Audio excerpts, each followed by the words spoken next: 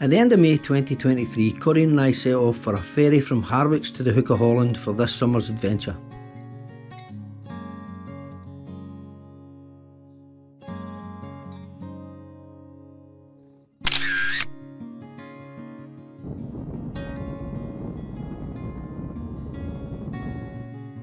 Our first port of call was Bruges in Belgium.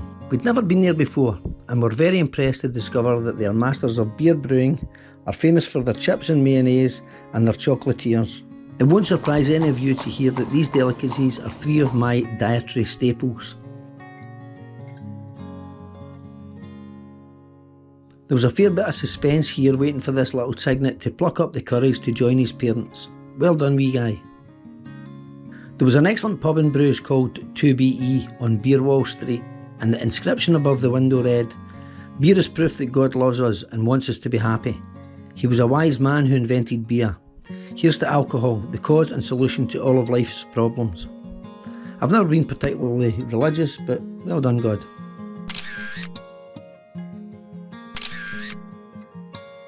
We really enjoyed Bruges, and it was a great start to our holiday.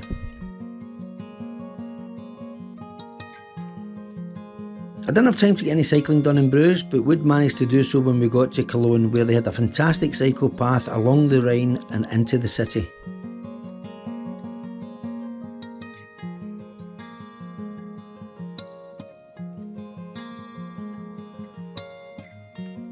We then headed to the top of the romantic road to Rothenburg ob der Tauber, a walled city just over 200 miles southeast of Cologne. This Bavarian town was a quite beautiful wee place which is steeped in history. It was especially favoured by the Nazi Party as being quintessentially German. John J. McCloy, the US Assistant Secretary of War, was given an honorary citizenship status of Rothenburg for sparing the city during the Second World War, and only a third of its buildings were damaged in the taking of the city.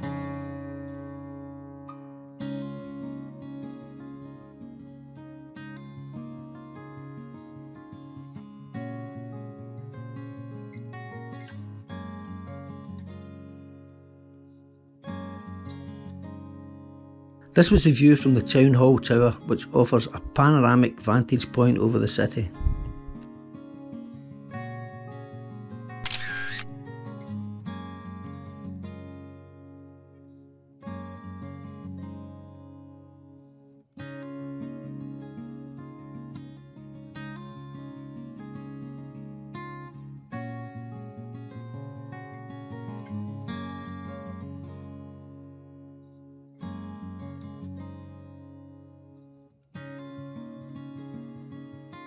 We then travelled south onto Augsburg, where I just managed to get back to the campsite from a cycle as a pretty impressive thunderstorm was starting.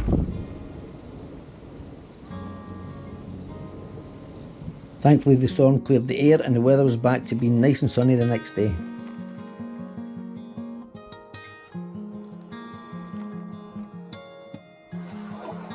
I really liked this piece of street art, and this impressive wooden structure was unlike anything I've seen before.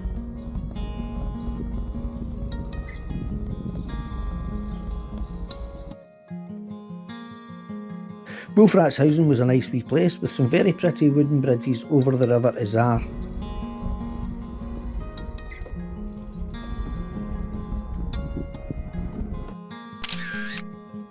Watching football in the pub isn't a thing in Europe, but I luckily managed to find a sports bar in the town to watch the Champions League final.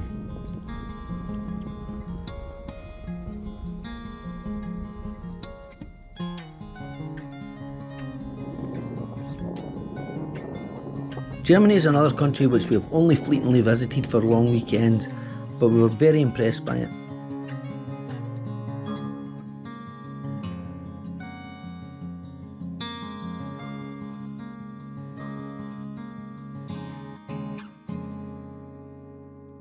We hadn't fully planned the holiday and decided to book a hotel for a couple of nights in Salzburg.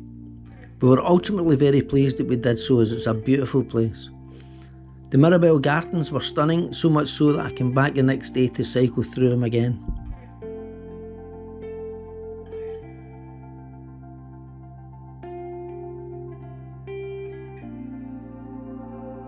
These gardens were free to enter and were a pleasure to wander through, We were certainly covering some distances each day, and this was reinforced by regular encouraging messages to that effect from my watch.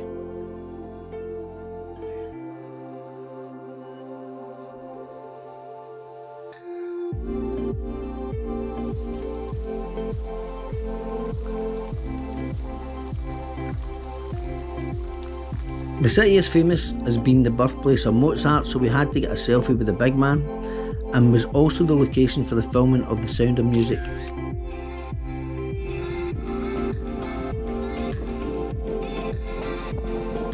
Again, I found the Austrian cycle path provision to be very good, as was our public transport, which we used quite a bit.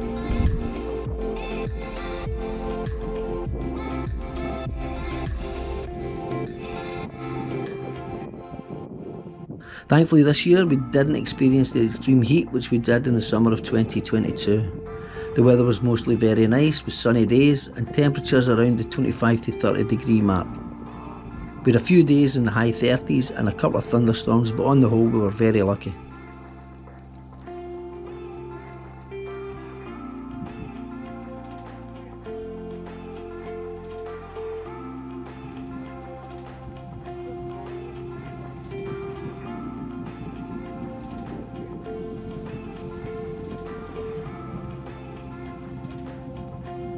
On our last night in Salzburg, we had a nice steak in the Sky Bar restaurant, followed by a couple of nightcaps and a nice wee bar we found beside the Danube. Corinne then took a fancy for Vienna. It was a bit further east than I had hoped to go, but we managed to get a campsite booked, so it was next stop Vienna. This proved to be a great shout. Vienna is a lovely place, and St Stephen's Cathedral was quite breathtaking. It's a really buzzing city, and their famous Sacher Torte went down well with a nice cup of coffee.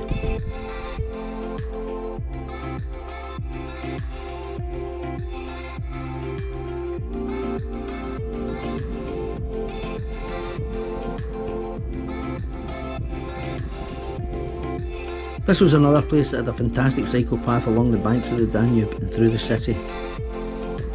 I was also really impressed with the quality of the graffiti and murals. Both times I used the cycle path there was a group of students who were supervised by a teacher, and they were topping up the graffiti, which probably explains the level of quality.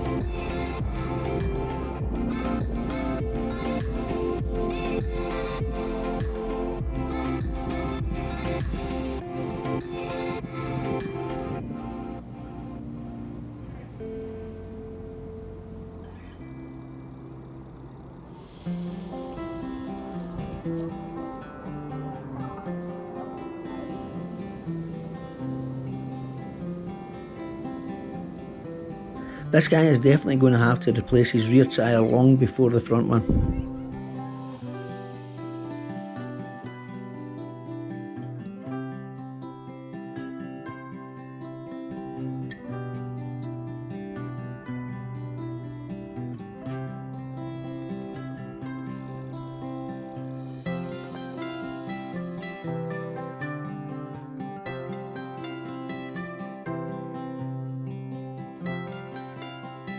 I found out that we were only about 8 miles from the Austrian Red Bull Ring racetrack, so I cycled up there to get the drone up and managed to get some footage of a few enthusiasts enjoying themselves.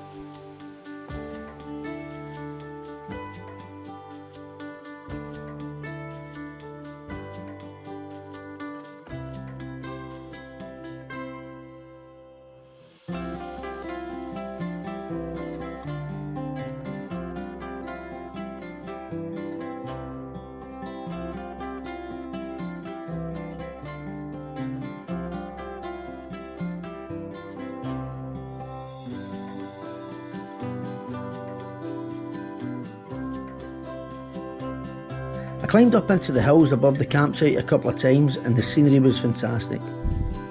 I half expected to see either Heidi or the Von Trapp family skipping through the fields.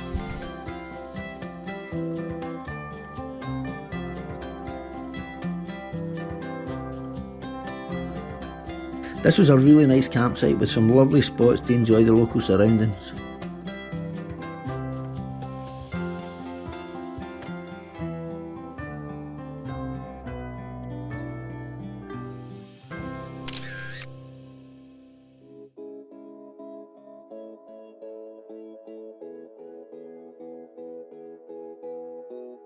Leaving Vienna, we headed southwest to Lake Bled. This was one of our favourite places of the trip.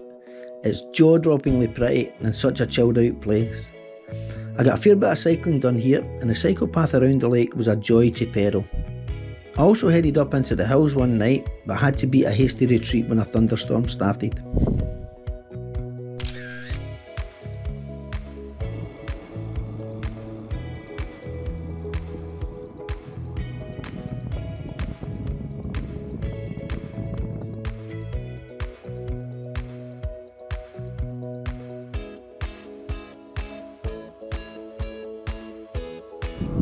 Mid-June, and there's still a few wee patches of snow on the hills.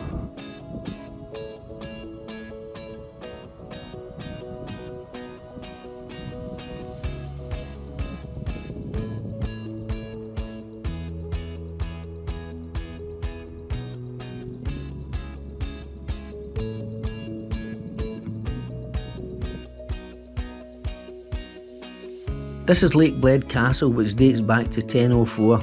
The building was extensively damaged during an earthquake in 1511, but was rebuilt shortly thereafter and underwent significant restoration in the 1950s.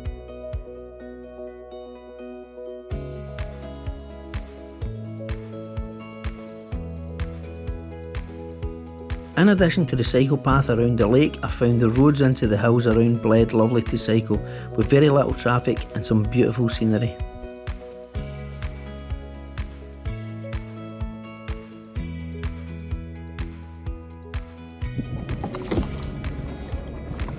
How very relaxing to bring your own personal rowing boat with your own personal rower, taking you out to the island in Lake Bled. Fantastic.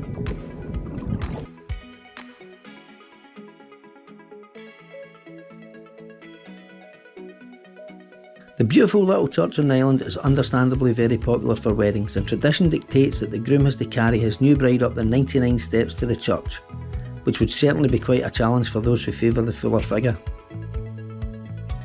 After her efforts rowing us over to the island, Corinne decided not to climb the stairs up to the church, but thankfully she was just where I'd left her when I came back down.